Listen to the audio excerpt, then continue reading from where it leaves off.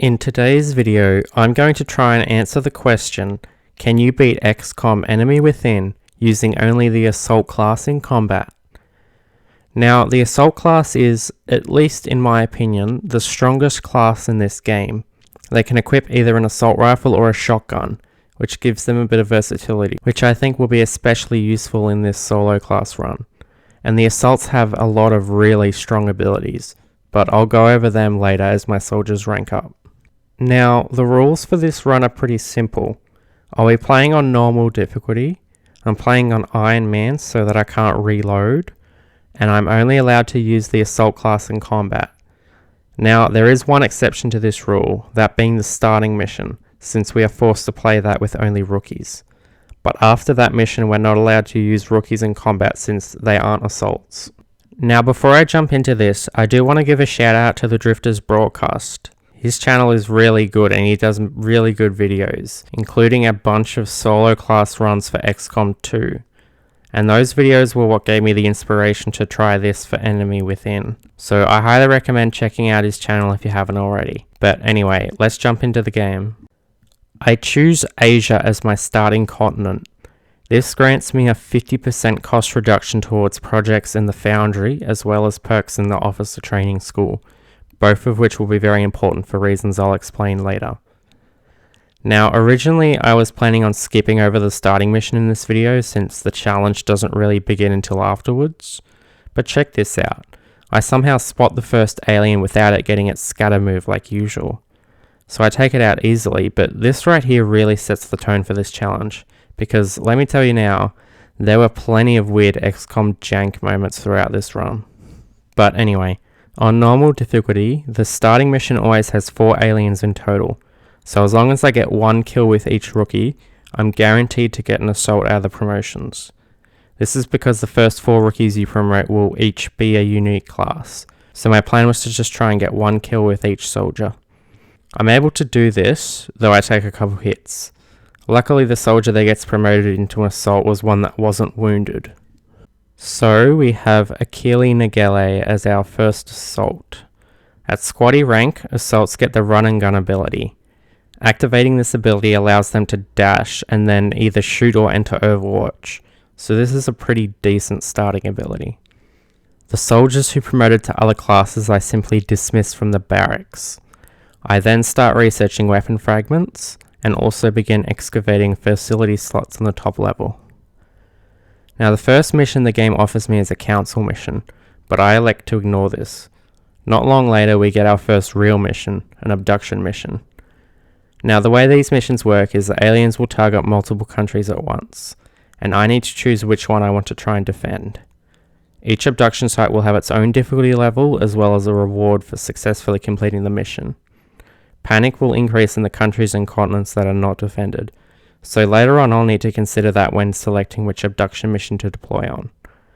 But for this first one, I simply choose whichever one offers engineers as a reward, since I'll need engineers to build and deploy more satellites, which is extremely important, as it allows me to increase my monthly income as well as manage panic.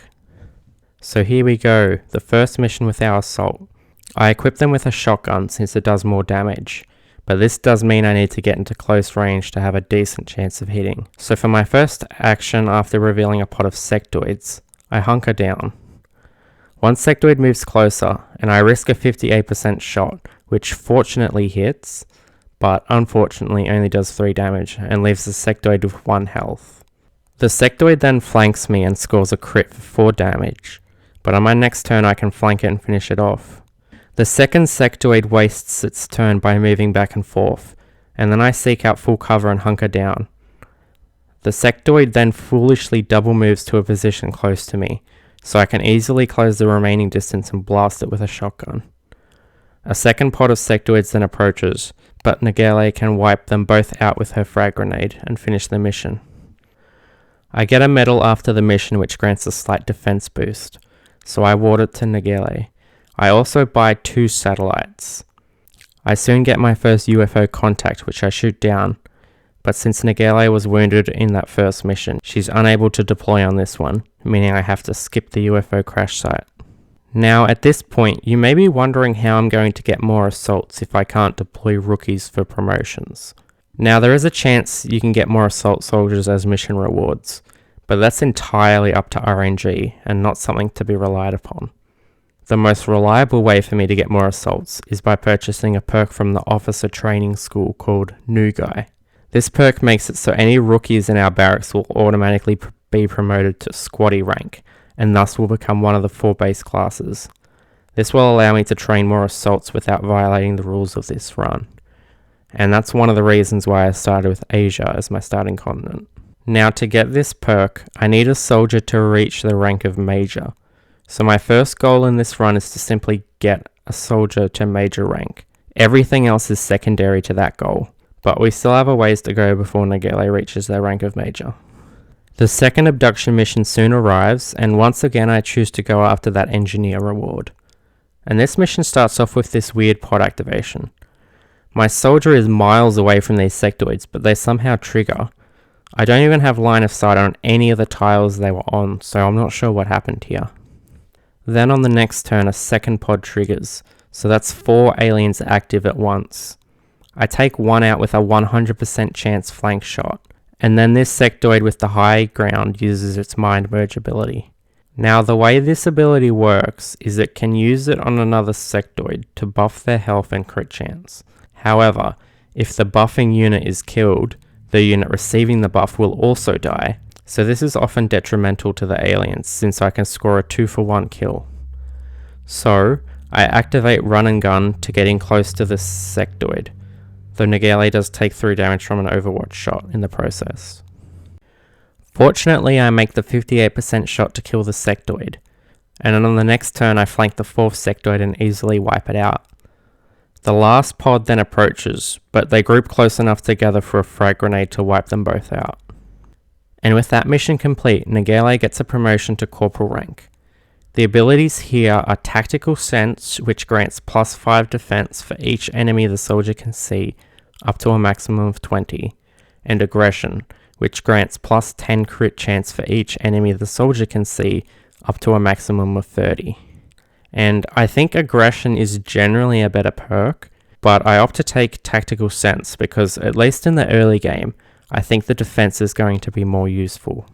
My satellites finish construction and I launch one over China, and shortly afterwards March comes to a close.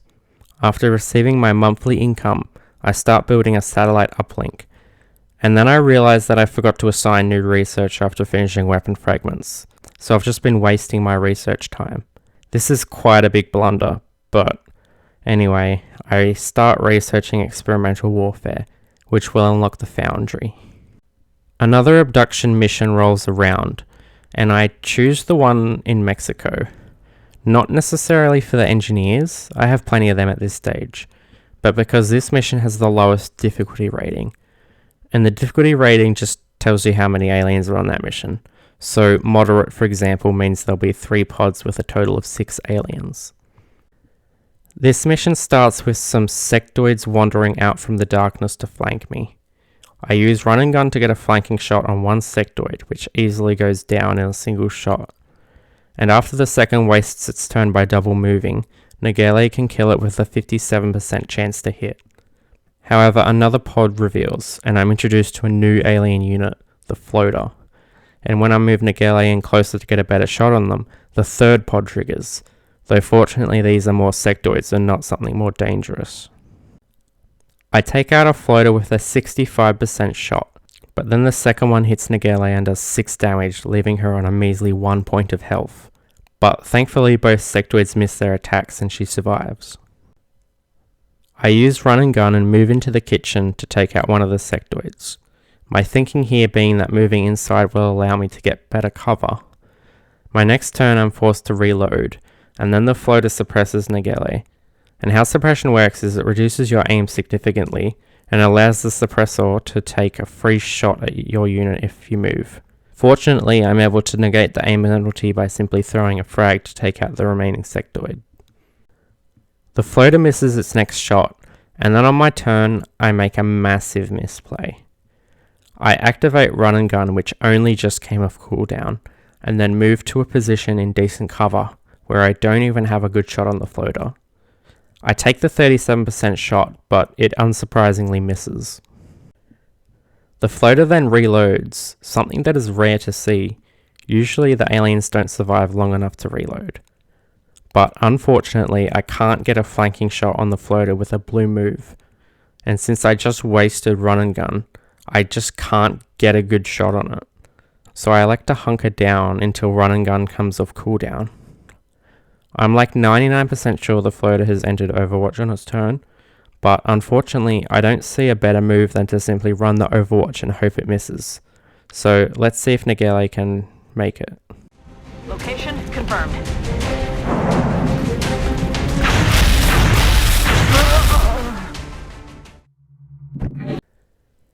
And so that's it. The run is dead, just like that. This floater, which apparently can summon an earthquake, has just killed our one and only soldier. And the worst part is, this was completely my fault. If I hadn't wasted my run and gun, I could have likely taken the floater out and won the mission. But it's okay. Honestly, this run was already off to a bad start with me missing the first UFO mission, as well as wasting a bunch of time not researching anything. So I think a restart will be beneficial. On my second attempt, my assault is Zhu Li, who actually missed a 96% shot on the starting mission. So that definitely bodes well. Now, this time around, I actually blew up too many aliens on the starting mission, so I don't have the required resources to research weapon fragments, and I instead start with xenobiology. But other than that, the start goes pretty much the same. Now on the first mission, there was this moment where I felt really clever. I was pretty confident that this buffed sectoid was on Overwatch, but by moving behind this full cover, I was able to close the distance without triggering its Overwatch and then waste it with a single shot. However, then the other sectoid was able to easily flank and hit me, so I didn't feel as clever after that. Despite that, I finished the mission successfully. This time I remember to assign new research after finishing my first project. And then the first UFO shows up and I shoot it down. And this time my soldier isn't wounded, so I can actually deploy in the mission. The mission starts off pretty terribly though when I trigger both pods of sectoids at once, meaning I have 4 total aliens active at once. I use the frag on the closer pod since they're flanking Zhu Li, but that leaves the other pod to score a 6 damage crit through full cover. I then use run and gun to move in and kill the buffing sectoid, taking both of them out in one shot. With the sectoids dealt with, that just leaves the outsider. Now I didn't actually encounter one in my first attempt since I had to skip the UFO mission, but they aren't too threatening. They only have 3 health, and they always spawn in one of a few locations on UFO missions, so it's pretty easy to predict where they'll be. So I move into the UFO and trigger the outsider, but unfortunately I'm unable to get a flanking shot, so I retreat back out of line of sight, expecting to get a shot in on the next turn. But then the outsider just seems to vanish. Like I peek inside to view the UFO and it's just gone. And at this point I'm starting to panic a little. There's an alien out there somewhere, but I don't know where it is. And if I move up recklessly, I risk either leaving myself open to an attack, or triggering an Overwatch reaction. So I'm playing it slow, blue moving and then hunkering down. Then at one point I move to this spot in half cover and I accidentally Overwatch instead of hunkering down. It's just a small misclick though, it shouldn't be a big deal. Out here.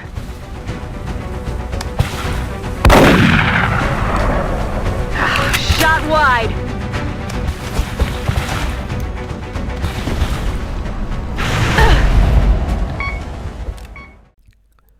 Okay, so that was a big deal. Now, my third attempt ends before it even really begins. So let's skip to attempt 4, where I get Yumi Hashimoto as my starting assault. Now on the first abduction mission, I lose sight of this sectoid, and I try and cheese the game by looking for a space I should be able to move to, but can't, as that could mean that the sectoid's on that tile. And I actually find this very suspicious looking tile that I can't move onto. So I use run and gun and move in to find nothing. The game just totally played me for a fool. Hashimoto takes some damage as a result, but I can finish the sectoid off and then continue the mission. I find the remaining 2 pods grouped together in this meat room, but since they're all so close together, I'm able to throw my frag grenade and kill 3 of them at once. And after the final sectoid misses its shot, I finish it off and win the mission. Hashimoto is still wounded when the UFO gets shot down, so I miss out on that mission. But then I get some amazing luck as the second abduction mission triggers, and one of the mission rewards is an assault soldier. So I pick that one without hesitation. If I can get a second soldier, that will give me a huge advantage going forward. I take the first pod out with a frag grenade. Then I annihilate a third sectoid with a 54% shot before using running gun to finish off the final enemy. And just like that, I've gotten a second assault. Richard Wood starts as a sergeant. At sergeant rank, you can either get lightning reflexes, which means the first Overwatch shot taken against a soldier each turn is guaranteed to miss, or close and personal, which allows the soldier to shoot their primary weapon as a free action if it's against a target within 4 tiles, although this ability cannot be used on the same turn as run and gun. I decide to take close and personal with Wood, since extra attacks will increase my ability to take out enemies. I also unlock a second medal, which grants an aim boost, which I give to Hashimoto. Soon enough, I get the chance to shoot down another UFO, and this time I can actually deploy on the mission, and better yet, I've also built the foundry and completed the tactical rigging project by this stage. This allows each soldier to equip 2 utility items rather than 1. At the moment I only have frag grenades, so both my soldiers can deploy with 2 each, and I actually give Hashimoto the assault rifle here. It does a bit less damage than the shotgun, but it has better range obviously, so my thinking was having 1 soldier with the rifle would be beneficial. On the mission I get introduced to a new enemy, the Seeker. These robotic enemies always come in pairs, and they're able to make themselves invisible. And how they work is they'll instantly cloak themselves upon revealing, and then they'll sneak up on your units and strangle them. This attack leaves the soldier they strangle unable to perform any actions, so you need to free them with another soldier. The first one targets Hashimoto, but Wood is able to waste the Seeker easily with his shotgun, and after another couple turns the second one unveils, once again targeting Hashimoto, and once again dying to Wood. Now this has left Hashimoto with only 3 points of health, so I'll have to be careful with her for the rest of the mission. The next pod is a pair of sectoids, and after one of them uses Mind Merge, I use running gun with Hashimoto to try and take the buffer out. But unfortunately this tree stump actually blocks Hashimoto's line of sight. So I then opt to use Wood's running gun to move in and take out the buffed sectoid instead, and I simply enter Overwatch with Hashimoto. Her Overwatch actually lands on the sectoid as it retreats, but her rifle rolls minimum damage and so the sectoid survives with a single point of health. However, she's then able to land a 35% shot to finish it off before it gets another chance to attack. After that, the outsider isn't much of a problem and I finish up the mission. I sell some materials on the grey market to make enough money to purchase the wet work ability from the officer training school. This increases the XP gain from kills, which should hopefully help me get a soldier to major rank quicker. Pretty soon I get another abduction mission, but since Hashimoto is still wounded, I'll only have Wood on this one, and I actually spend quite a bit of time trying to decide which site to deploy on. See, if I go to Brazil, the mission reward is 200 credits, which I really want since I'm pretty much broke at this moment. However, this mission has a difficulty rating of, well, difficult. This means there'll be a total of 8 enemies, which is pretty scary for just 1 soldier to deal with. Alternatively, I can go to the United Kingdom. They're offering engineers, which is good, but I would prefer the money right now. However, this mission has a difficulty rating of easy, which means there's only going to be 4 aliens. Obviously, the fewer aliens there are, the more likely it'll be that I'll survive the mission and get the reward. However, more aliens also means more potential XP, so I'm really torn here. But ultimately, I decide to play it safe and go for the easier mission. So, how does this mission go? Well, the first enemy pod is a pair of Seekers, so not good. See, if a Seeker strangles a soldier when I've only got one on the field, then that soldier is going to die instantly.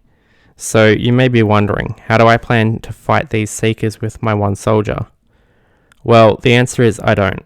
I just leg it to the evac zone and abort the mission. I soon get another UFO mission, and by now Hashimoto has recovered from her wounds, so I can deploy both my soldiers on this one. And check this out. Near the start of the mission, I've got 4 sectoids active, and I use run and gun and wood to move next to this meld canister so I can get a better shot on the aliens and take out one of the sectoids.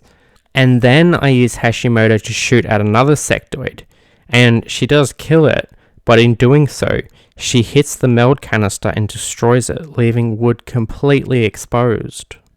I was really scared here that Wood would take a hit and receive big damage, but fortunately, one sectoid goes for a mind merge, and the second wastes its turn by double moving, so I got really lucky here. And another thing to note here, Dr. Varlon actually chastises me for destroying the meld canister rather than retrieving the precious resource. But you see, the thing is, I've already retrieved the meld. Wood took it when he moved there. We have the meld, the canister is now empty. What are you talking about, Varlon? Anyway, the rest of the mission is pretty easy, and afterwards both my soldiers receive a promotion. At lieutenant rank, the options are flush, which fires a shot with an increased chance to hit but reduce damage, and that shot can force an enemy to relocate, or rapid fire, which allows the soldier to fire 2 shots against a single target with an aim penalty of 15 on both shots. I choose rapid fire with wood, and as for Hashimoto, who's now a sergeant, I give her lightning reflexes over close and personal, since I think a mix of both abilities will be very useful going forward. With artifacts I've recovered from the UFO, I'm able to sell enough things to buy 4 flashbang grenades, which I can then give to Canada to instantly get a bunch of extra cash. Some of which I use to buy the rapid recovery perk, which reduces the time soldiers are away when wounded. I also purchase a medikit and a scope before the next mission, which is the first Terror mission. And I have to admit, I was actually quite worried going into this mission. See, Terror missions see the deployment of a new enemy unit, which I was expecting to be a big threat. I give Wood the medikit and Hashimoto the scope, and then I actually give Hashimoto a shotgun instead of her usual rifle. And this is because I think it'll be more useful on this mission considering the enemies I'll be facing. Now, the way these Terror missions work is there are a bunch of civilians around the map that you can save by moving your troops near them, and the aliens will try and kill as many civilians as they can. Now, I believe you only need to save 1 civilian for the mission to count as a success, but see, the more civilians you save, the more panic will be reduced in the target country, as well as the continent of that country. So ideally you want to save as many as possible. Now the first pod I encounter is a pair of floaters, and I managed to kill one of them, but it takes both of my soldiers to do so. The other one retreats into the darkness, only for another pair of floaters to converge on my location. With wood, I rapid fire the nearest floater. The first shot misses, but the second wipes it out with a big crit. Now Hashimoto can see a floater, but it's too far away to get a good shot with a shotgun, so I opt to use the pistol instead. It won't kill it, but I can at least hopefully wound it. And Hashimoto pulls through and hits it for 2 damage, which is a pretty good outcome. But the wounded floater retreats, and I'm forced to advance further, which I really didn't want to. See, I'm worried about activating the chrysalid pod, which I know is out there somewhere. And as I feared, the chrysalids soon emerge from the darkness. And these things are really scary. They've got 8 health each, enough to tank 2 shotgun blasts without dying if you get bad damage rolls. They also do enough damage to one-shot my soldiers, and if they kill a human, the corpse will revive as an undead zombie. This includes any civilians the chrysalids target. Luckily, I get good damage rolls, and 2 shots takes the first chrysalid out. I then wound the second using a rapid fire on Wood's pistol. The second chrysalid kills the civilian it was standing next to, and then the wounded floater from earlier drops down right beside it. So I move forward with Wood and throw his frag to kill the floater and wound the chrysalid.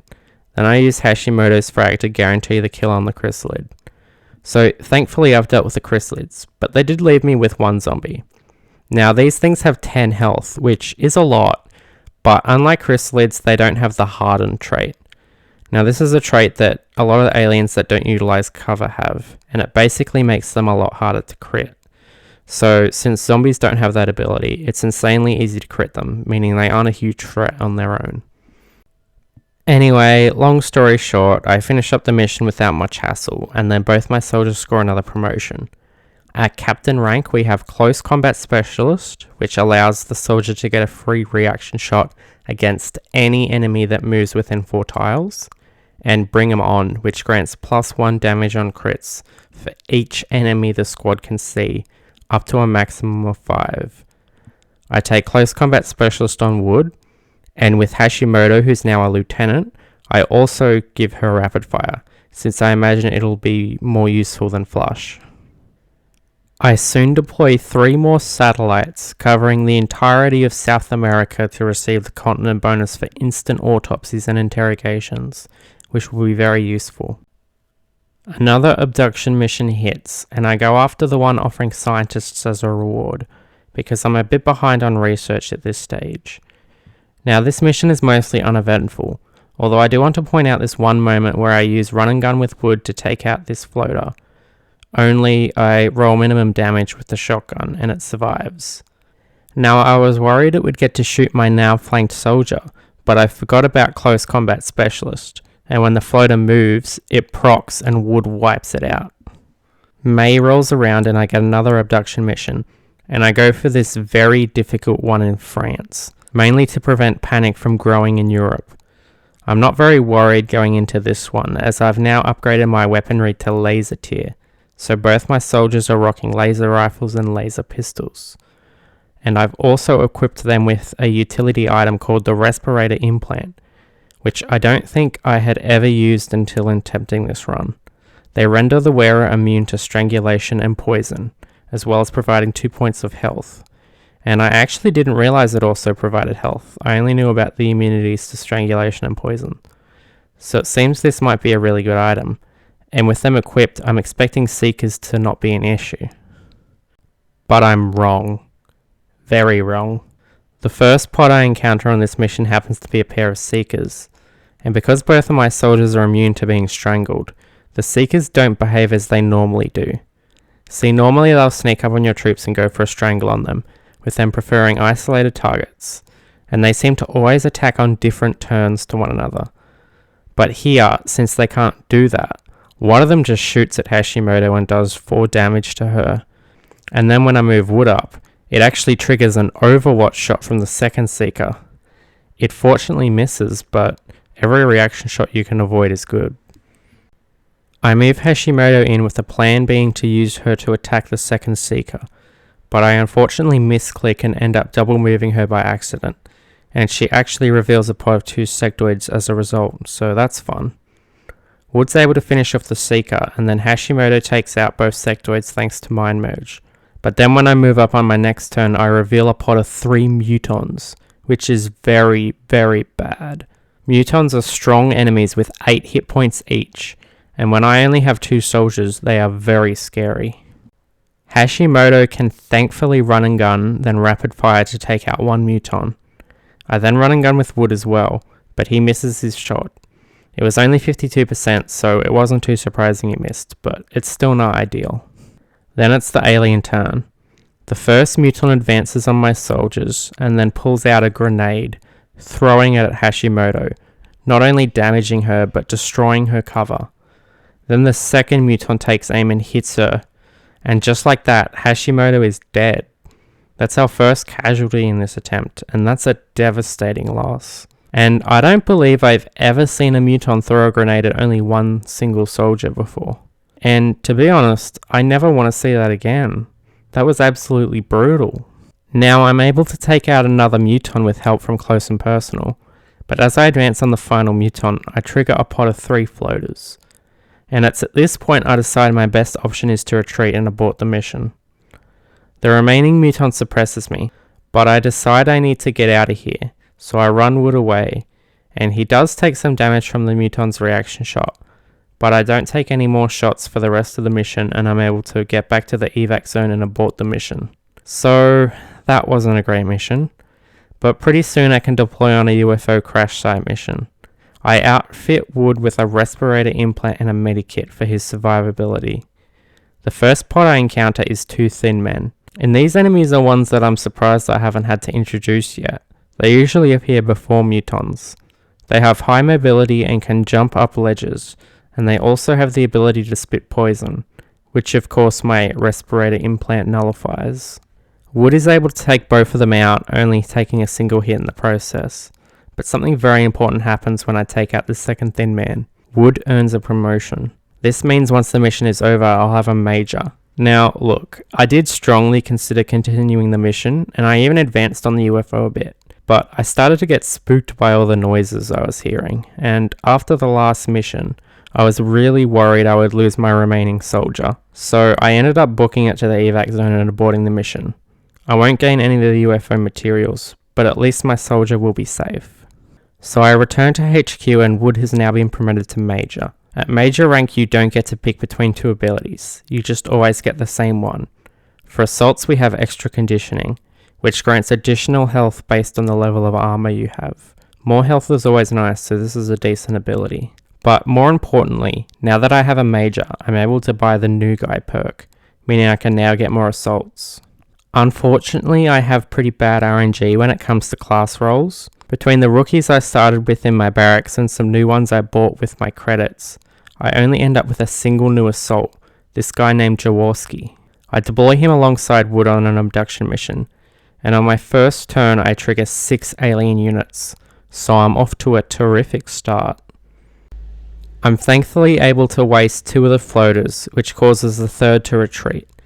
But the thin men are not so cowardly. One of them hits Wood with a big 6 damage crit, whilst another is suppressing him.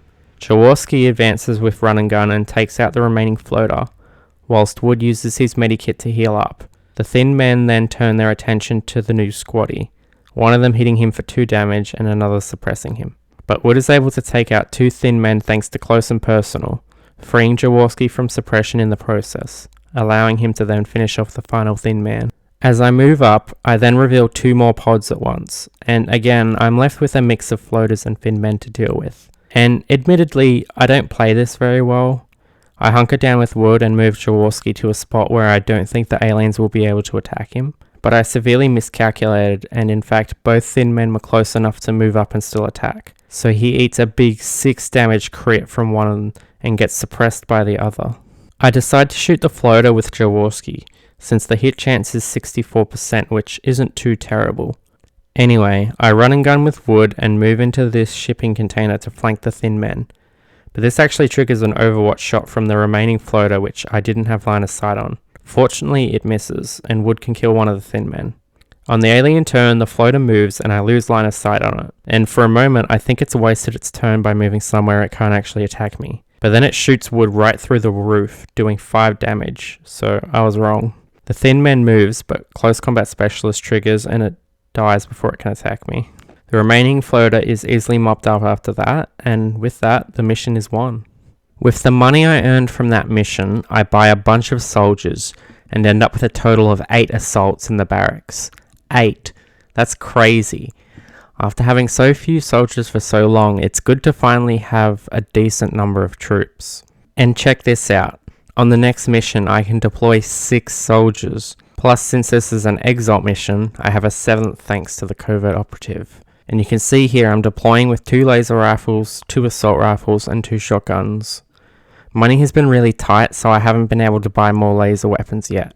I've also got carapace armor researched at this point, but I just don't have the funds to buy it.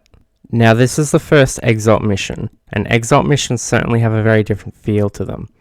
They're basically this faction of humans that's working against XCOM in the shadows, and they sabotage your operations. There are 2 types of exalt missions, and this time I get one of these King of the Hill type ones where you have to defend this encoder against a few waves of enemies.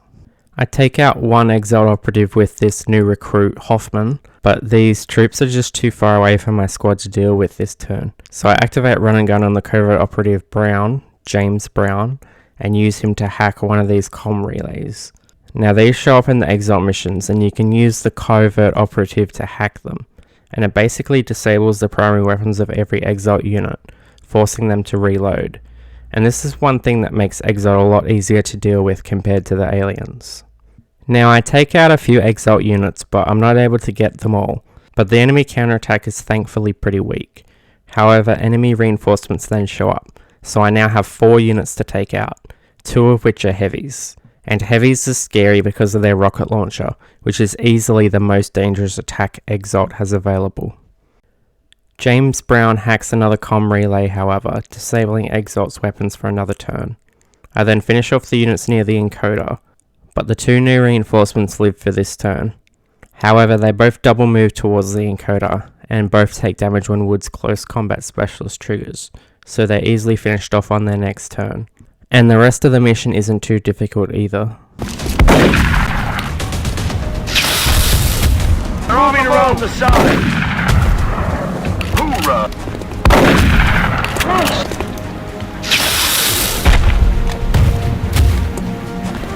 Watch the sides!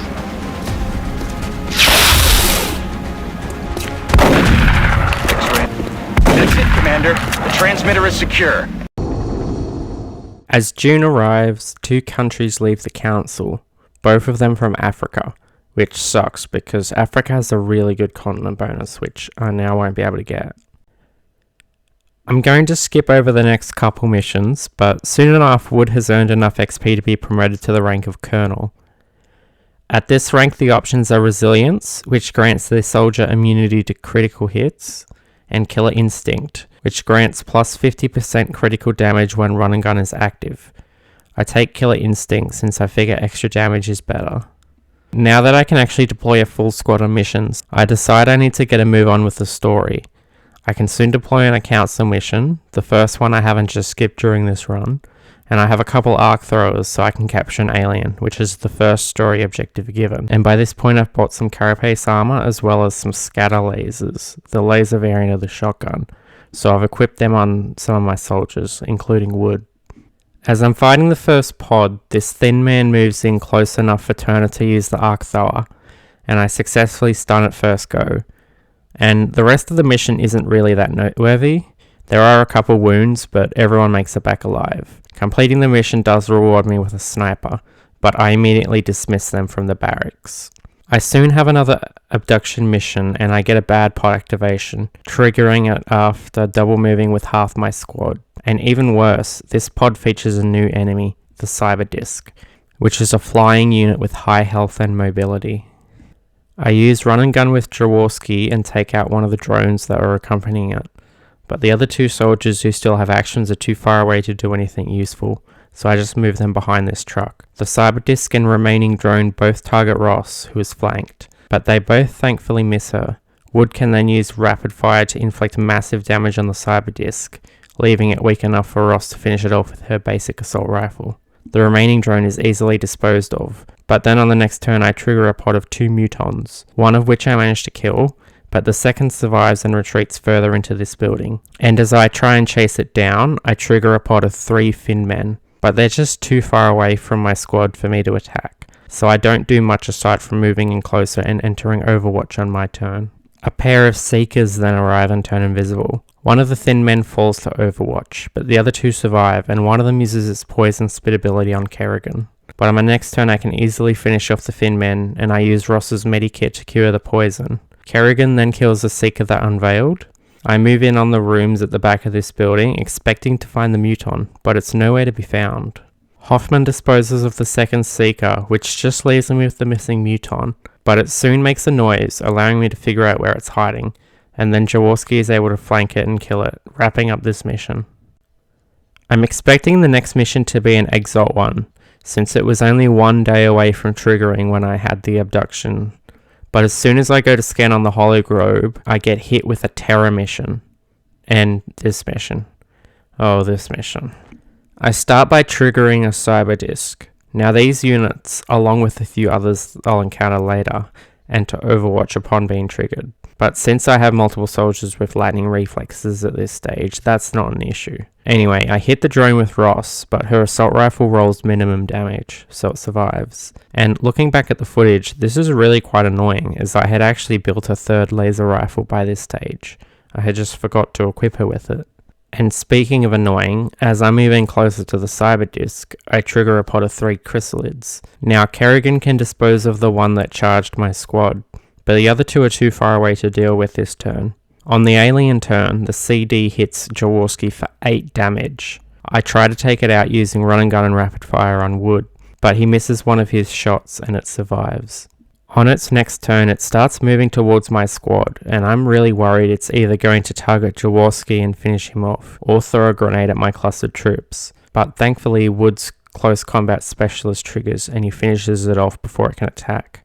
But immediately afterwards, 3 more chrysalids wander out of the darkness, and I've got zombies to deal with as well. I heal Jaworski with my only medikit, and then get to work finishing off some of the chrysalids and zombies.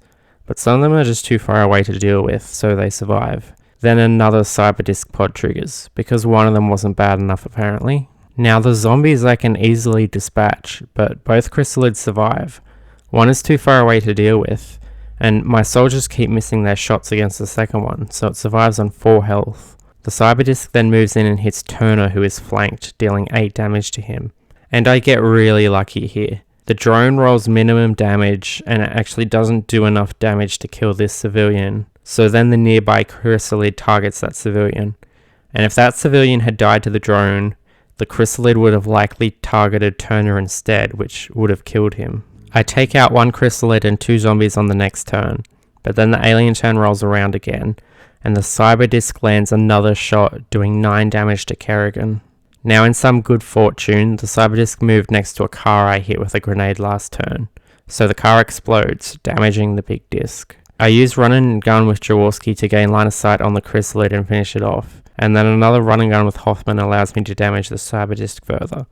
But most of my soldiers are out of ammo and need to reload, so I can't finish it off and it gets another turn. And would you believe it, it lands another hit, doing 9 damage to Ross. And honestly, that sounds bad, but I was actually relieved it shot at a full health soldier rather than hitting someone who was wounded, or worse, throwing its grenade at my clumped soldiers. But after that, I can finally kill the last of the enemies off and finish the mission. And check this out, 17 aliens killed. I think 7 of them were zombies, which is pretty crazy. Now, I didn't lose any soldiers, which is fortunate, but 4 of them are wounded, meaning they'll be unavailable for that exalt mission I mentioned earlier. So check this out, I can only deploy these 3 soldiers, so with my covert operative, that's 4 total. But even so, this mission proves to be quite easy. Exalt are still fielding conventional weaponry, which means they're outclassed by our lasers.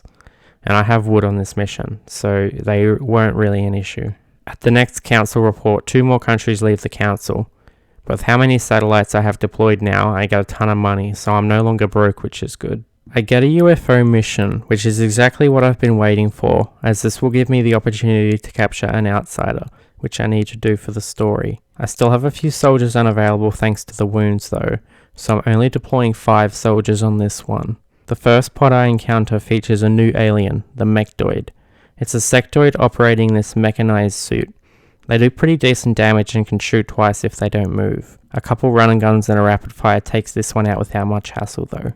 The sectoids that came with it survive, and one of them takes a shot at my soldier. And check this out. It hits the meld canister and destroys it, prompting Varlin to chastise me for destroying the canister. And come on Varlin, this is worse than the last time. Not only have I already retrieved the meld, but you can plainly see it was the aliens that destroyed this canister, not me. But whatever, you do you, Varlin. A pair of Seekers then trigger, and I'm able to find one of them using the movement preview, allowing me to throw a frag grenade to damage it, which actually removes its invisibility, allowing for an easy kill. A pod of mutons then appear, including a muton berserker, another new alien. These are high health enemies that charge in for melee attacks, but they're pretty heavily countered by my assaults. See, when damaged, the berserker will move towards the target that damaged it, so I can shoot it once, and then as it moves in closer, Hoffman's close combat specialist triggers and she takes it out. And yeah, that ability combined with close and personal means berserkers are pretty much a joke, at least in this run. Anyway, the rest of the aliens aren't an issue, and pretty soon I close in on the outsider, so let's see if we can capture it. I take a shot at it with a conventional pistol, leaving it on 1 hit point, and then Brown is able to successfully stun it using the arc thrower. And for those of you wondering why I shot it first, the chance to stun is actually based on the target's health. So the lower the health, the higher the stun chance. And with that, I'm able to research the artifact left behind by the stunned outsider. And that research allows me to locate the alien base, unlocking that mission for me to complete whenever I feel ready. But before I tackle that, I have this Exalt mission. And this is the first one where Exalt will be fielding their elite operatives. The elites wield laser weapons which do more damage, as well as having genetic modifications done to them, so they're going to be a bit more dangerous. And this time it's not one of those King of the Hill type missions. In this one you hack 2 comm relays with your covert operative, and then get them to the evac zone. And this mission pulls some real shenanigans. The first pod of Exalt soldiers somehow spot me through the walls of this building. I mean, literally none of my soldiers have line of sight there, so I'm not sure what gives. And then on the Exalt turn, 2 of their soldiers just somehow appear inside the building. Like, they didn't go through either of these doors, so how did they get here? It's like they can just phase through walls or something. But whatever.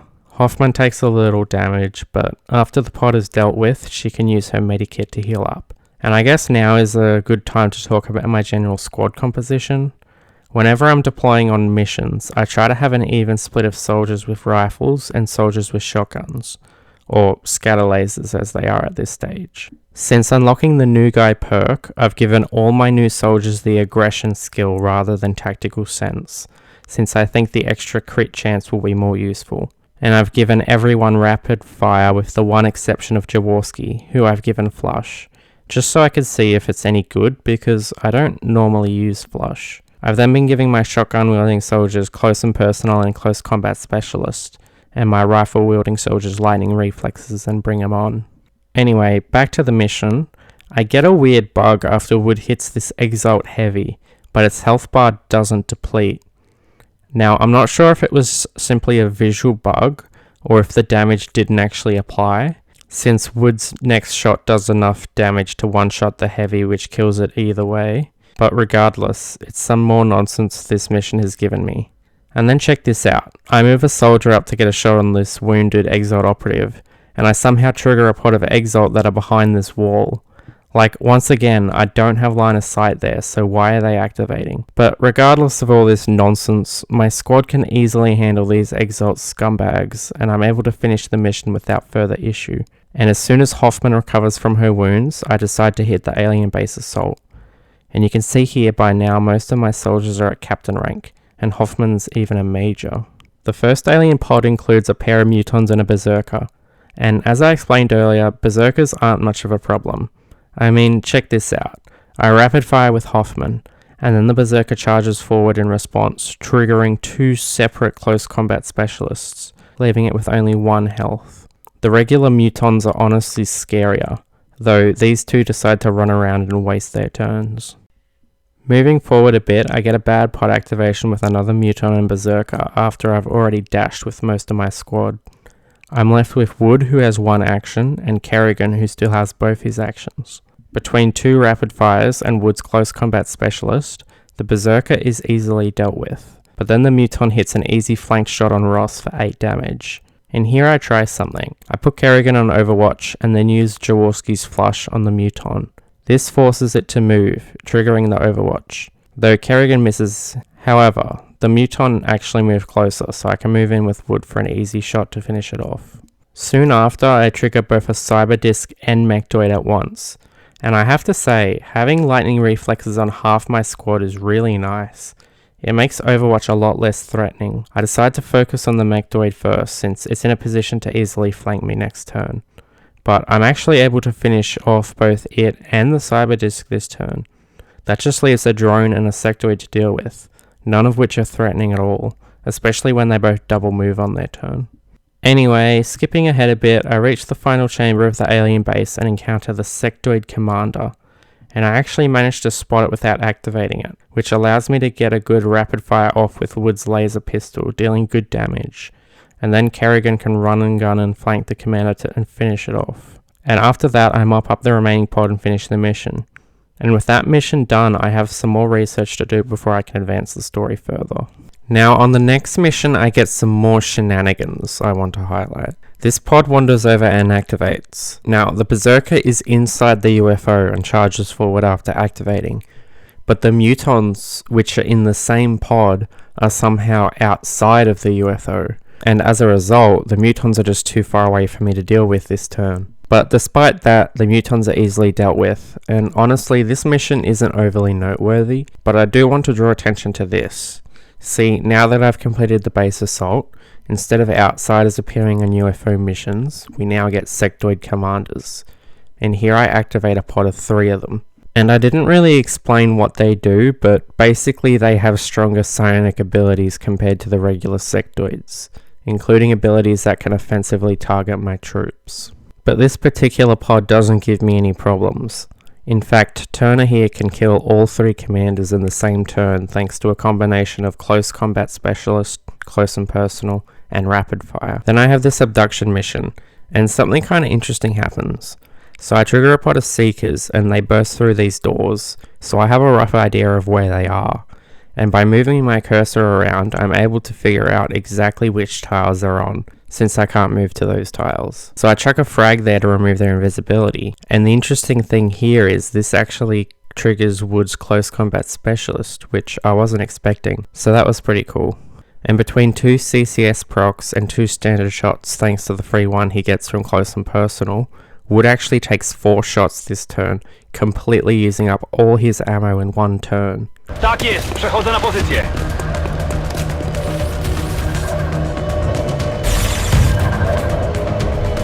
Commander, it would be preferable if we attempted to retrieve those canisters rather than destroying them. Shut up! Shut up! But anyway, the rest of the mission isn't that noteworthy, so let's move on. Soon enough, I'm hit with the XCOM base defense mission. This is a story mission that triggers sometime after you assault the alien base, and it sees the aliens attacking me in my own base. And as you can imagine, this is going to be quite a long and difficult mission. Although thankfully I've now completed the ammo conservation project in the foundry, meaning it takes longer for my weapons to run out of ammo. Now this mission does present me with an issue that needs to be addressed. As well as my own soldiers, this mission also gives me a few XCOM based personnel to use as well. Now these guys are effectively just rookies with only conventional weapons and armor. Now they aren't assaults, so using them would be against the rules. But you can't actually avoid having these units, as the game starts you off with some, as well as sending more throughout the mission. So what do I do? Well, I decide I won't take any actions with them. No shooting, no moving, no hunkering down, nothing. Now, some of the aliens may attack them, drawing fire away from my assaults. But there's not much I can do to avoid that, so we'll just have to live with it. But anyway, with that business out of the way, let's actually go through this mission. The game picks your soldiers for you, starting with the highest ranked ones. So I start off with Wood, Hoffman and Turner, my 3 close range specialists. And then on my next turn I gain access to Jaworski, who I've now equipped with the light plasma rifle that I captured from the Outsider. It does the same damage as a laser rifle, but grants an extra 10 aim to the soldier wielding it. I focus on the mechtoids, killing one and leaving the other with low enough health that Hoffman's CCS should finish it off. But a couple sectoids survive and one crits Turner for 6 damage. Berserker targets one of the base personnel and, well, yeah, they're dead. Rip Bozo. The mechtoid moves and Hoffman actually misses with her CCS shot, and then it hits her for 8 damage. Then on my turn she misses her CCS shot on the Berserker as well. So she's really letting me down here. After disposing of most of the enemies from that first wave, I heal Hoffman with Jaworski's medikit, and then the aliens send some more reinforcements in. But there are a couple of chrysalids and a Berserker, so nothing too threatening. Bradford then sends me another soldier, this time Kerrigan. The aliens then get some airborne reinforcements at my flank. Floaters, drones and seekers don't scare me, but 2 cyber discs are a bit worrisome. However, on the alien turn something weird happens. None of them actually do anything. Like, the last remaining chrysalid charges me and falls to reaction shots, but then none of the airborne enemies take any turns. This was really weird and I was a bit confused by this, but whatever, I'll take it. However, my troops are too far away to capitalize on this opportunity, and on the next alien turn they actually get their actions. But they don't actually do too much anyway, so I played defensively, taking up full cover and using Overwatch. The floaters emerge, one of them hitting Hoffman for a bit of damage, but those cyber discs don't seem to want to come out. So after yet another alien turn with little activity, I finally decide to press forward. But I guess this is what those oversized DVDs wanted, as the first one then easily flanks Kerrigan, hitting him for 9 damage. The second one moves in, but is thankfully taken out with a couple of CCS procs, otherwise it could have done big damage to someone as well. After that, I finish off the enemies in that area and then start to move my troops towards the mech bay, where a bunch of mutons and chrysalids have spawned. My squad encounters the enemies and I slowly work my way through them. They're not too difficult to deal with. Close combat specialist is really powerful against melee units like chrysalids and berserkers, and mutons don't have too much health for this stage in the game. Plus by now I've got a full squad of 6, with Ross having been sent as a reinforcement a while ago. But there are still more enemies to go, and by this stage I've run out of medikits, so I don't have any further healing capabilities. Jaworski pulls his weight by scoring a clutch crit to one-shot a sectoid commander, but on the next alien turn, another commander mind controls Ross. A run and gun with Wood brings him close enough to the commander to wipe it out, so Ross is back on my team, but she won't have her actions for this turn. However, in doing this, Wood's now in a position to be flanked by a mechtoid, which hits him for 8 damage. Though mercifully the Cyberdisc double moves, wasting its turn rather than attacking, I'm then able to finish off the remaining enemies and successfully win the mission. And you can see here, 31 aliens killed. That's crazy. And you can see it also says 2 XCOM operatives lost. They were just the base personnel, so nobody important died. And with that mission complete, I unlock the final medal, the Star of Terror, which I give to Wood. This grants the whole squad a small bonus to both will and defense, which is nice. I then finish construction of the Psionic Labs and I submit Wood and Jaworski for testing. They'll be unavailable for 10 days, but hopefully when they come back at least one of them will have the Psionic Gift. While they're away, I get a UFO mission, and the aliens are now deploying heavy floaters, which are pretty much the same as regular floaters but with higher health and damage. So at this point, one of those heavy floaters has retreated into the UFO after I killed its compatriots. So I advance towards the UFO and use Overwatch with my soldiers, expecting it to pop out. Now as expected, the floater shows up, and as my soldiers' Overwatch triggers, one of them shoots the wall here, revealing a pod of 2 sectoid commanders. Now the commanders get their scamper move, but then the game lets them also each make attacks, which is not at all how this is supposed to work. But the even crazier thing is, both of them attempt to mind control Hoffman, and both of them fail. So even though the game handed me some grade A shenanigans here, luckily the game also handed me some great luck to balance it out. Now what's supposed to happen is when an alien pod first triggers, they get their scamper movement. This allows them to seek out cover, or in the case of some aliens that don't use cover, for example cyber discs, they may enter Overwatch, but they're not allowed to make attacks with their scamper action. But whatever, it's not a big deal, and I finish up the mission without further hassle. I soon get a terror mission, and by now I've been able to get Titan armor and equip that on my soldiers. And not a moment too soon, as I get a bad pod activation with a muton and a berserker whilst I'm already trying to deal with a heavy floater. I use run and gun on Kerrigan to take out the muton, but I'm not able to take out the berserker. Thankfully it doesn't attack. I'm not entirely sure why. My guess is it was some weird jank with it getting its reaction movement as the alien turn was beginning. But then the heavy floater takes aim at Kerrigan and hits him through full cover to crit for 12 damage. Yikes. On my turn, Hoffman can wound the berserker, and then I opt to capture it with the arc thrower, just because I can, and then I finish off the floater without much issue. I expend a couple medikits to heal Kerrigan up, and then push forward, activating another pod of heavy floaters. Okay, make that 2 pods of heavy floaters. Man, this game really loves the heavy floaters on this mission. And see, the problem with them is they're tanky enough to survive a hit or 2, they're mobile enough to be able to get good shots on my soldiers, and they do a fair amount of damage when they do land a shot. Now I do get some good RNG and hit a couple lower percentage shots, like a 39% and a 45%, but even with that, I'm only able to take one of the heavy boys out. On the alien turn, 2 of the heavies fire at Ross, but only 1 shot connects, dealing 6 damage to her. I see an opportunity to capture a heavy floater, so I throw Hoffman's grenade thinking it'll bring the heavy floater down to 3 health for a decent chance to stun. But it turns out I'm bad at maths, since I miscounted and it has 4 health after the grenade. And like an idiot, I just go ahead and use the arc thrower without actually checking the percentage chance. So the stun fails and now Brown's just standing out in the open for no reason. So with both uses of the thrower expended, I have no choice but to finish off the floater with Kerrigan. Never mind, he misses his 82% chance shot. Luckily another soldier can actually hit it, and then I hunker down with Ross to try and keep her alive. But she still eats another 6 damage despite this. Another floater targets a civilian, and a third apparently entered Overwatch, which I discover when Hoffman runs out and triggers it, though luckily the shot misses. I would have been quite annoyed if it hit, since it would have been easily avoidable by simply moving out with one of the soldiers with lightning reflexes first. Hoffman can finish off the nearest heavy, but the remaining 3 survive since most of my squad either can't get line of sight or they miss their shots. So heavy floater number 1 shoots Hoffman and deals a big 10 damage crit, but the other 2 thankfully waste their turns by double moving, which seems to happen a lot. I'm starting to wonder if there's a reason why they do that. But anyway, my squad is now close enough to finish off the remaining enemies, and I win the mission with a triple excellent rating, so that's nice. Commander, there's a priority 1 transmission coming in from the Council.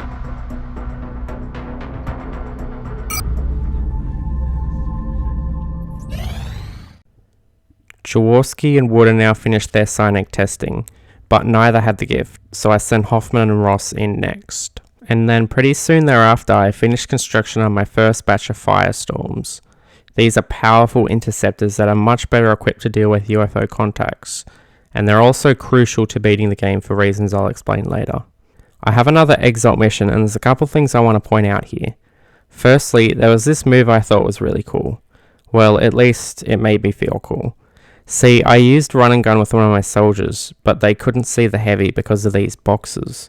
So I used another soldier's grenade to not only destroy those boxes, but also the heavy's cover, allowing me to easily dispatch them with a rapid fire from that soldier I had used run and gun on. And then here, I figured out a good use for flush. See, Jaworski can use it to boost his hit chance on this sniper from 65% to 95%. And while shots with flush do less damage, this sniper was only on 2 hit points anyway, so that didn't matter. And see, I think that's honestly the best use of flush. Getting an enemy to move isn't really that useful in general, but finishing off an enemy with low health is a decent use case for this ability. I still think rapid fire is the far superior option, however. And did you know you can only hack 1 comm relay each turn? See, Brown started his turn on 1 and was close enough to reach the second with a dash. So I hacked the first before activating run and gun, thinking I could hack the second. But the game doesn't let you. And it's not because of run and gun, you can hack it after double moving with run and gun active. I've done that a few times during this run. So yeah, I thought that was interesting and worth mentioning. But anyway, the squad wraps that mission up successfully, and I now have enough intel to do the Exalt base assault mission. But before I do that, my second round of psionic testing completes, and Hoffman is lucky enough to have the gift. This means she can start learning a few psionic abilities. But anyway, onto the Exalt base assault now. You can see here I now have plasma rifles and alloy cannons. So with these new weapons at my disposal, I'm not expecting Exalt to be much of a threat, especially since I'm deploying with 5 colonels. But anyway, that's enough rambling. Sit back and enjoy as I eradicate these absolute scumbags.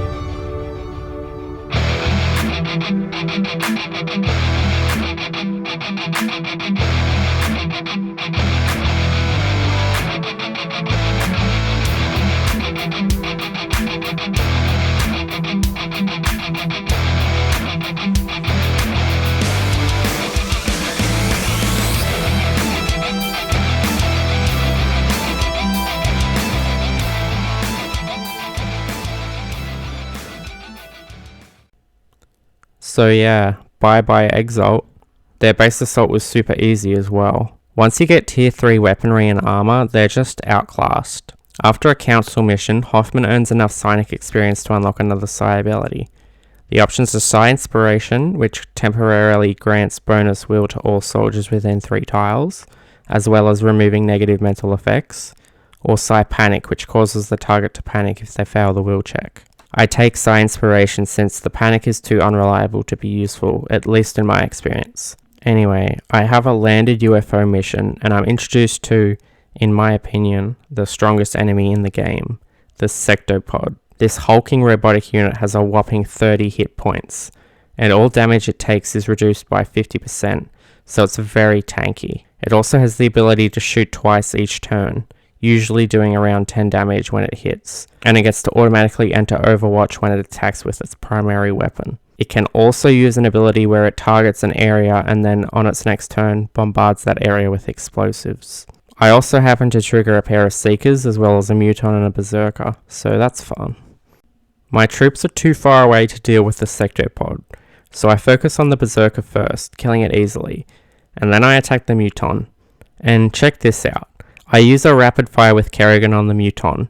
His first shot hits, leaving it on a single point of health, and then his second shot misses and destroys the Muton's cover. And somehow, destroying the cover means Kerrigan can no longer see the Muton. I don't understand how that works. I moved Jaworski in, but he can't see it either, so I have to use his running gun to take it out. Now the Sectopod can only see wood, so I hunker down with him, and without a good shot, the Sectopod opts to use its ability. So at the start of the next alien turn, it'll bombard that area and damage anyone in the AoE. So I move Wood closer, both to keep him out of danger and get a better shot at the Sectopod. But I make a bit of a silly mistake here, and I forget about the Sectopod's bombard attack, and I end up moving Hoffman right into the danger zone.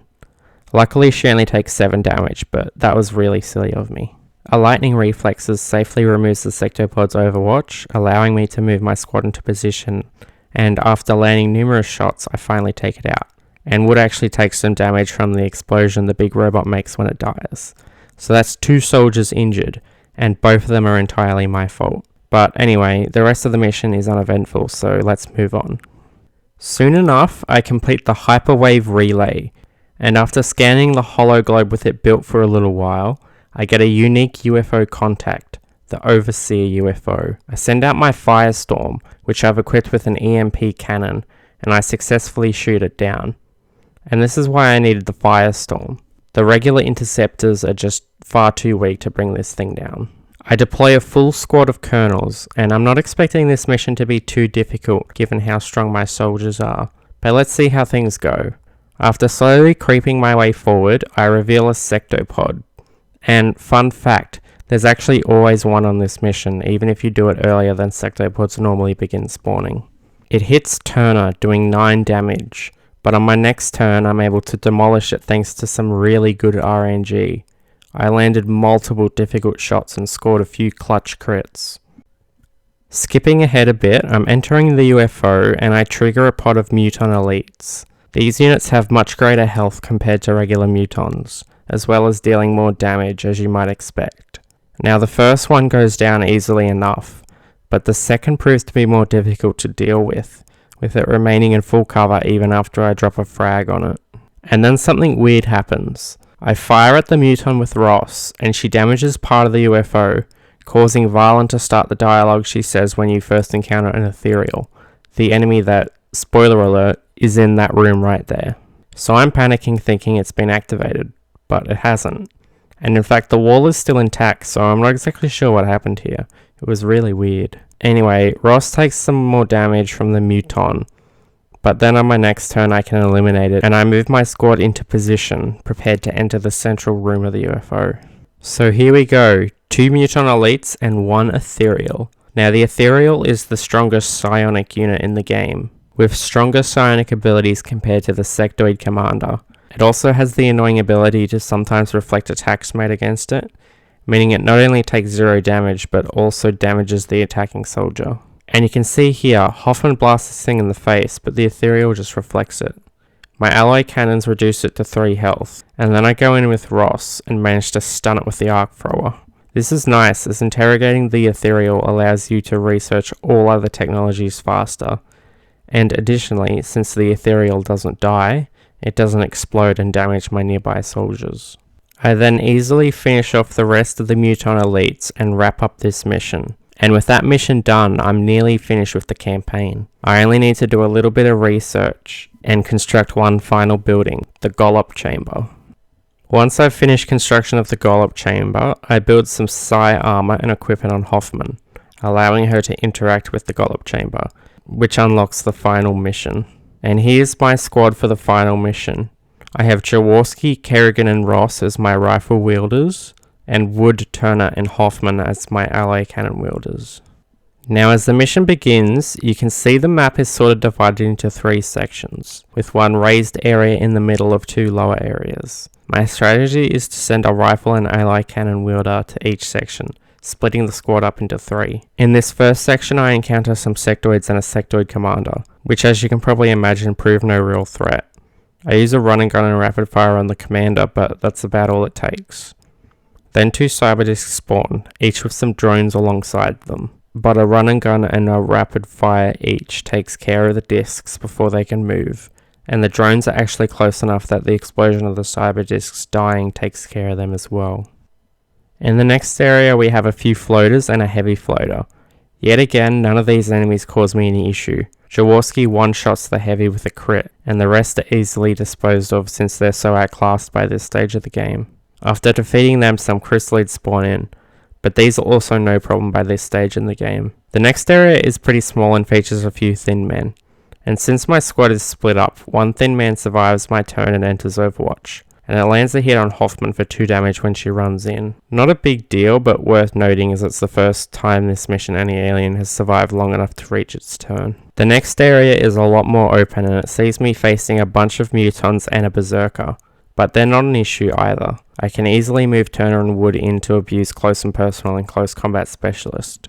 Only one muton survives to its turn, and it dies when it procs CCS. But then I move forward and reach this section with 2 sectopods. I repeat, 2 sectopods. And as you might imagine, they prove to be a lot more problematic than the previous enemies. Now Hoffman can use a psionic ability called Rift, which actually does tremendous damage to sectopods. She gains access to this ability since she's the volunteer who activated the Gollop Chamber. And I get this weird bug where the AoE doesn't actually show when I am aiming the ability. And then when I actually use it, it doesn't have any visual effect on the map, so that's weird, but whatever, it still damages one of the sectopods. Wood does big damage with a rapid fire on the nearest sectopod, scoring an 8 damage crit. And then you can see here I activate running gun with Kerrigan despite only blue moving with him. Now I was hoping to get lucky and score a crit, which would have had its damage amplified due to killer instinct, but alas, his hit doesn't cause a crit. But he still hits and damages the fast sectopod a bit. And see, the reason I'm splitting the damage here is that the Rift is actually going to do a second lot of damage on the nearest sectopod. But maybe I shouldn't have done that. Both sectopods survive to their turn, and the first hits both Kerrigan and Hoffman for 10 damage each. The second one fires at Kerrigan, though thankfully misses. And then I'm extremely worried it's going to fire at Hoffman and kill her, which would be really bad, as if the volunteer dies, it actually fails this mission. But thankfully it decides to charge up its AoE attack instead. At the start of my turn, the Rift finishes off the nearest sectopod, and it's kind of funny to watch this. Since the Rift is invisible, it looks like the sectopod just randomly explodes for no reason. I then take out the second one, though it takes quite a few shots since a lot of my soldiers are missing, and as soon as both sectopods are demolished, 2 Muton Elites spawn in at the back of the chamber, and it looks very funny watching them just teleport around here. I'm not sure why this happens, but it's always the case with this final mission. I heal Hoffman back up to full health with 2 medikits, and then I advance towards the Muton Elites, making sure to use lightning reflexes to safely remove their overwatchers. But both of them survive since my soldiers are too far away, and although one of them wastes their turn with Overwatch, the second hits Ross for 10 damage. I run and gun with Jaworski and he one-shot crits the full health Muton, and then Wood lands a clutch 33% shot to finish off the wounded one. And with them dealt with, I can now advance to the final chamber. I use my final medikit to heal Ross, and then I gather everyone in the final chamber where I use Hoffman's Psi Inspiration to boost the squad's will, and then I move in and activate the final enemies of the game. In this final chamber, there are 2 Muton Elites, 2 regular Ethereals, and the Uber Ethereal, who is essentially just the same as the regular Ethereals. But importantly, this mission and the campaign ends specifically when I kill the Uber Ethereal, so I don't actually need to kill the rest of the enemies to beat the mission. I start off by using Rift on the 2 Mutons to kill them, and you can see here this time it actually works as intended. I then run and gun with Wood, but he can't actually see anyone from where he moves to, so that was a waste. I attempt a rapid fire with Kerrigan on the Uber, but it reflects both attacks, and the same happens to Ross. But Jaworski is able to pull through and land a hit on the Uber for 6 damage. On the enemy turn, one Ethereal mind controls Turner, and then the second uses Rift to damage multiple soldiers. The Uber attempts to mind control Hoffman, but thankfully fails. Jaworski lands a hit on the Rift summoning Ethereal, and then Wood moves into rapid fire and finish it off. And then I can't do much else this turn but move away from the Rift. The mind-controlled Turner lands a hit on Jaworski for 8 damage. Then the Ethereal uses a psionic attack that deals 8 damage to Wood. I believe this attack is called Psi Lance. The Uber uses the same attack on Hoffman. On my turn, Jaworski, the legend that he is, lands another successful hit, dealing 7 damage to the Uber. This man is really pulling his weight in this final chamber. Wood can then rapid fire the Uber, landing one hit that leaves the Uber on 2 points of health, but his other shot is reflected. I try for a 53% chance shot with Hoffman, but the Uber reflects it as well. Then I use run and gun with Kerrigan and he takes aim, successfully landing a shot and dealing a whopping 15 damage crit to finish the Uber off and winning me the campaign. So, to answer the question I posed at the start of this video, yes, you can beat XCOM Enemy Within using only assaults in combat, so long as you disregard the starting mission. And I have to admit, it wasn't as difficult as I was expecting. I mean, the start was quite tricky due to how limited I was on troops, but once Wood reached major rank and I could start recruiting new soldiers, the campaign became quite easy. And I attribute this to the Assault class just being all around the strongest unit in the game, at least in my opinion. I mean, the shotgun class of weapons are extremely powerful, especially once you get ally cannons. And I still had the option of deploying soldiers with rifles as well for some longer distance shots. And I think in a run like this where you're limited to only one class, versatility is all the more important. All my soldiers started with the run and gun ability, which I think is the strongest of the squaddy rank abilities. I mean, the Heavy's rocket launcher is also quite powerful, but that's a limited use ability and it has other drawbacks. And the assaults just have some truly busted abilities. I mean, between close and personal, close combat specialist, and rapid fire, I could make multiple attacks with the same soldier in a single turn. And CCS makes Berserkers a complete joke. Not to mention aggression paired with Bring 'em On and Killer Instinct made crits a lot more powerful than usual. Lightning Reflexes is also a really useful ability to have. Although looking back, I think I could have gotten away with fewer Lightning Reflex uses. Now looking back on the run, there's certainly room for improvement and things I could have used that would have probably helped. I was originally planning on using gene mods, but for whatever reason I just never got around to actually doing it in the run. I'm not sure why. I also maybe could have made more use of utility items. Possibly Reaper rounds could have been useful in the early game, and Ghost armor could have been really useful. Even just one soldier with it would have given me great scouting options, but whatever, I won regardless. Now I do plan on doing the other 3 base classes, and I expect them each to be more difficult than the assaults for various reasons. The next class I plan to tackle is the support class, so keep an eye out for that video. But anyway, that's about it for this video.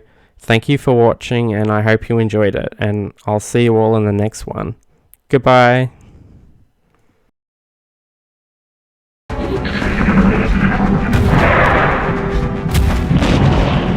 They're repositioning on us! They're repositioning on us!